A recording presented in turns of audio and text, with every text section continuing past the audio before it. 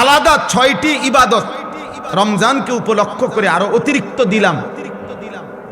সারা বছরের ইবাদতের সাথে রমজান মাসে আল্লাহ তাআলা আমাদেরকে আরো 6টি ইবাদত অতিরিক্ত দিয়েছেন। 1 নাম্বার, পুরা 1 মাস রোজা। 2 নাম্বার, পুরা 1 মাস তারাবি। 3 নাম্বার, পুরা 1 মাস ইফতার।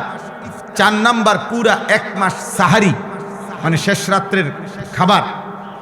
5 নাম্বার, রমজান মাসের শেষ দশকের এতেকাফ, মসজিদের এতেকাফ।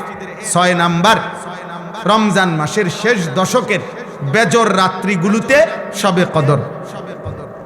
আল্লাহ তাআলা বলেন এই 6টি ইবাদত দিছি আমি অতিরিক্ত রমজান মাসে, এবং প্রত্যেকটার পিছনে এটা লিখে দিছি, বলে দিছি আমার নবীর জবান দিয়া, প্রত্যেকটার মধ্যে বান্দা আগ্রহী হবে, তার পিছনের গুনাহ মাফ।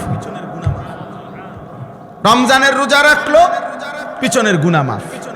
রাত্রিবেলা তারাবি পড়লো, পিছনের গুনাহ মাফ। শবে কদর তালাশ করলো, পিছনের গুনাহ মাফ। এইভাবে গুনাহ মাফ করবে।